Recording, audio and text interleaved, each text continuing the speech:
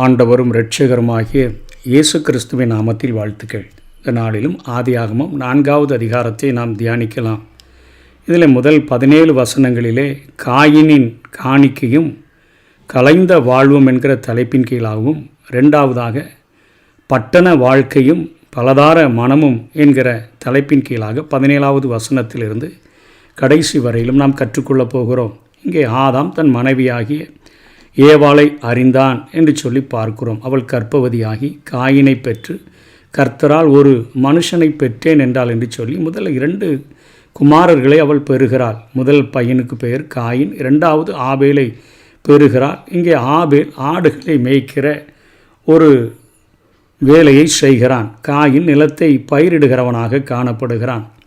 இவர்களுக்கு காணிக்கை படைக்க வேண்டும் என்கிற உணர்வை, அறிவை ஆண்டவர் கொடுத்திருக்க வேண்டும். அது நிமித்தமாக ஆபேல் தன் மந்தையின் தலையீற்றுகளிலும் அவைகளில் கொழுமையானவைகளில் சிலவற்றையும் அவன் காணிக்கையாக கொண்டு வருகிறான்.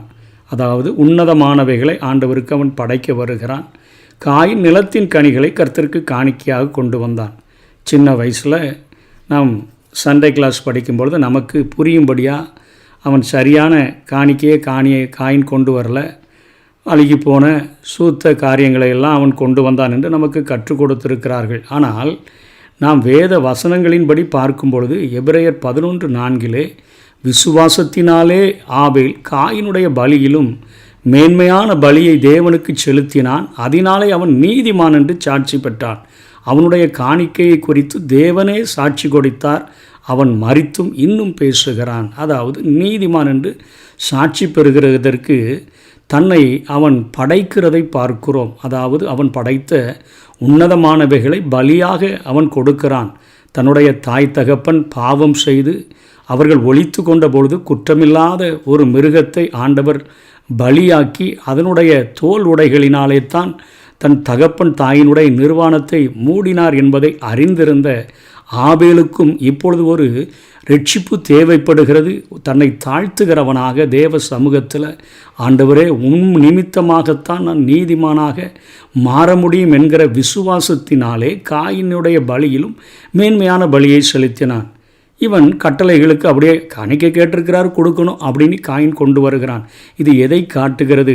அங்கே 2 பேர் ஜெபிக்கும்படியாக ஆலயத்திற்கு சென்றார்களே, அதிலே பரிசேயன் ஜெபித்த ஜெபமானது, நான் இப்படி காணிக்கை கொடுக்குறேன், நான் வாரத்தில் 2 நாள் உபவாசம் பண்ணுறேன், நான் சின்ன வெந்தயத்திலிருந்து எல்லாத்துலேயும் நான் உமக்கு தசமபாகம் கொடுக்கிறேன் என்றெல்லாம் தன்னை குறித்து தம்பட்டம் அடித்து அவன் தன்னுடைய நீதிகளை வெளிப்படுத்தி பெருமையாய் பேசினது போலத்தான் இங்கே காயினுடைய காணிக்கை படைக்கப்பட்டதை நாம் பார்க்கிறோம்.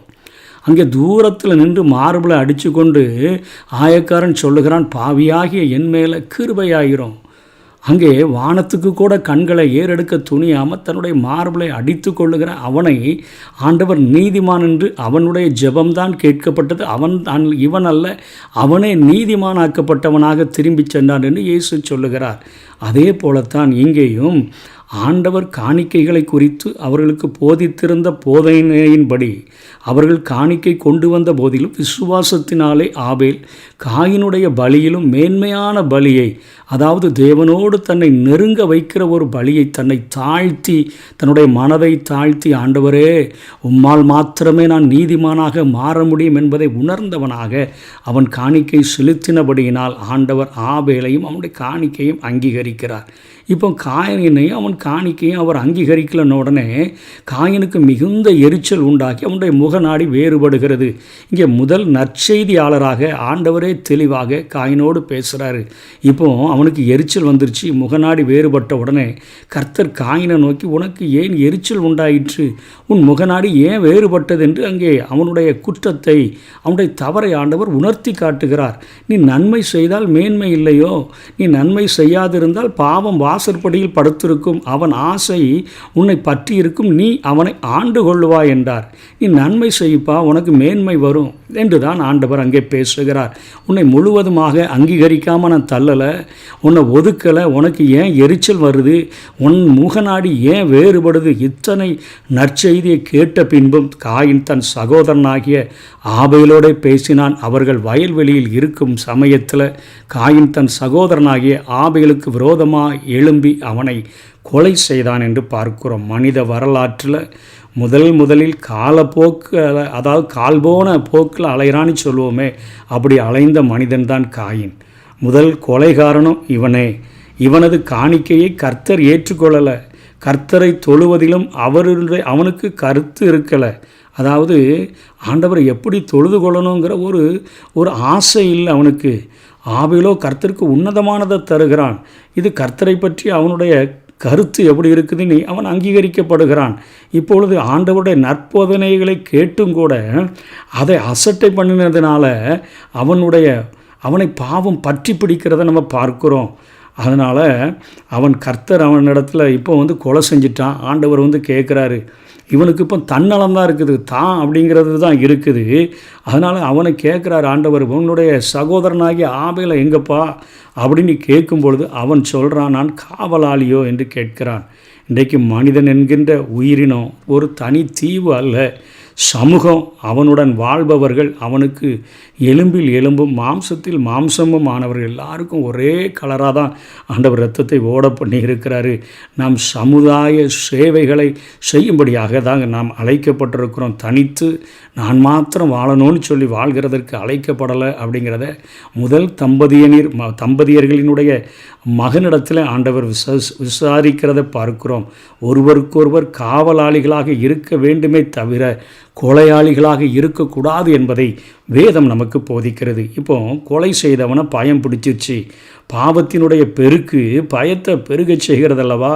அதனால் கொலை செய்த முதல் மனிதன் அவனுக்கு கொலை பயம் பிடிச்சிருச்சு. 14ஆம் வசனத்தில் சொல்கிறான், இன்று என்னை இந்த தேசத்திலிருந்து துரத்தி விடுகிறேன். நான் உமது சமூகத்துக்கு விலகி மறைந்து பூமியில் நிலையற்று அலைகிறவனாக இருப்பேன். என்னை கண்டுபிடிக்கிறவன் எவனும் என்னை கொண்டு போடுவானே என்று சொல்லுகிறதை பார்க்கிறோம்.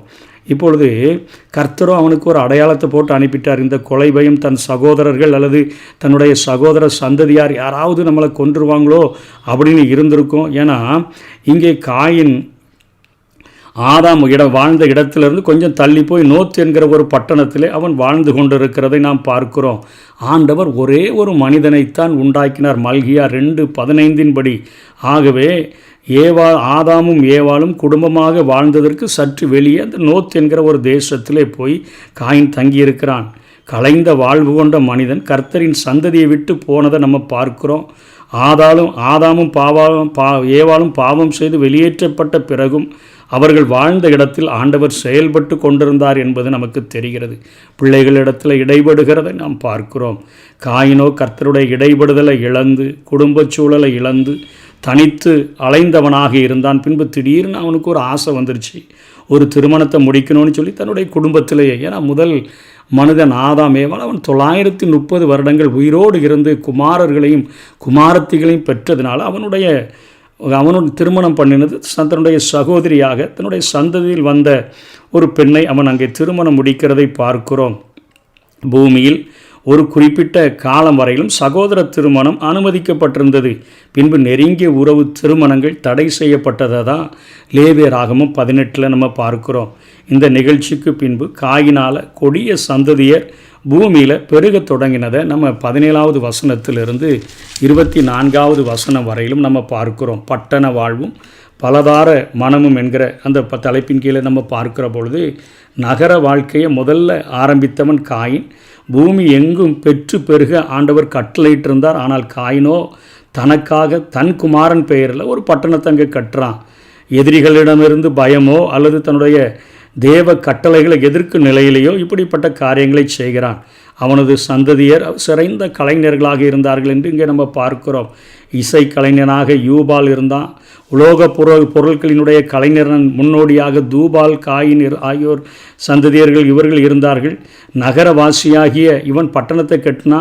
இவன் சந்ததியாரில் ஒருவனான யாபாலின் சந்ததியர் கூடார வாசம் செய்து மந்தை மேய்க்கிறவர்களாகவும் நாடோடிகளாகவும் கூட அங்கே வாழ்ந்தார்கள். தொடக்க கால மனிதர்கள் நாடோடிகளாக பார்க்கப்பட்ட போதிலும் நாகரிக மனிதர்களுடைய வாழ்க்கைக்கு சற்றும் குறையாத வாழ்க்கை வாழ்ந்தார்கள் என்பதை நம்ம இந்த வசனங்களிலிருந்து அறிந்து கொள்கிறோம்.